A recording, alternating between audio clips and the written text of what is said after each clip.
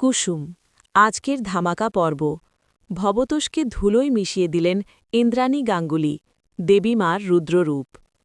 অবশেষে কি ভবতোষ প্রামাণিকের শয়তানের চূড়ান্ত জবাব দিল গাঙ্গুলি পরিবার? যে ভবতোষ কুসুমকে সাধারণ এক কাজের মেয়ে বলে তুচ্ছতাচ্ছিল্য করে এসেছে, আজ সেই কুসুমের কাছেই তাকে হার মানতে হল। কুসুমের গায়ে হাত তোলার দুঃসাহস দেখানোর জন্য ভবতোষের কপালে আজ কি জুটল?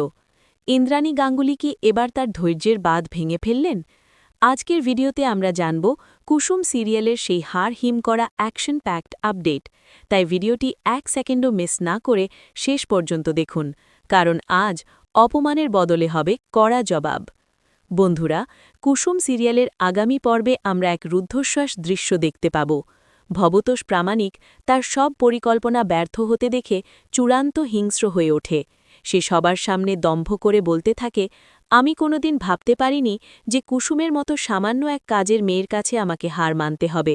রাগের মাথায় ভবতোষ কুসুমের হাত ধরে হ্যাঁচকা টান দেয় এবং তাকে মারার জন্য উদ্যত হয়। কিন্তু ঠিক তখনই ঘটে সেই অবিশ্বাস্য ঘটনা। ভবতোষ যখনই কুসুমের ওপর চড়াও হতে যায়, ঠিক সেই মুহূর্তে সিংহীর মতো গর্জে ওঠেন ইন্দ্রাণী গাঙ্গুলি। তিনি কুসুমকে রক্ষা করতে কোনো কথা না বলে সরাসরি তার পা সোজা ভবতোষের বুকে চালিয়ে দেন। ইন্দ্রাণী গাঙ্গুলির সেই শক্তিশালী লাথিতে ভবতোষ ছিটকে গিয়ে মাটির সাথে মিশে যায়। শান্ত এবং ধীরস্থির ইন্দ্রাণী গাঙ্গুলির এই রুদ্ররূপ দেখে কুসুম থেকে শুরু করে বাড়ির সবাই পাথরের মতো স্তব্ধ হয়ে যায়। দেবী মার এই অন্য রূপ ভবতোষের দম্ভকে আজ চিরতরে চূর্ণ করে দিল। এখন প্রশ্ন হল, ভবতোষ কি এই অপমানের বদলা নিতে কুসুম বা ইন্দ্রাণীর বড় কোনো ক্ষতি করবে, নাকি এই লাথিই ভবতোষের পতনের শুরু? কুসুম কি এবার দেবীমার আশীর্বাদে ভবতোষের সব কালো সাম্রাজ্য ধ্বংস করে দিতে পারবে? আপনাদের কি মনে হয় বন্ধুরা? ইন্দ্রাণী গাঙ্গুলির এই অ্যাকশন মুভ আপনাদের কেমন লেগেছে?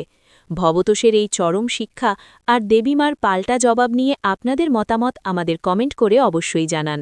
আর কুসুম সিরিয়ালের এমন সব দুর্দান্ত এবং ধামাকা আপডেট প্রতিদিন সবার আগে পেতে আমাদের চ্যানেল জিরো নাটক এখনই সাবস্ক্রাইব করুন এবং ভিডিওতে একটি লাইক দিয়ে আমাদের উৎসাহিত করুন। দেখা হবে পরবর্তী ভিডিওতে। ধন্যবাদ সবাইকে।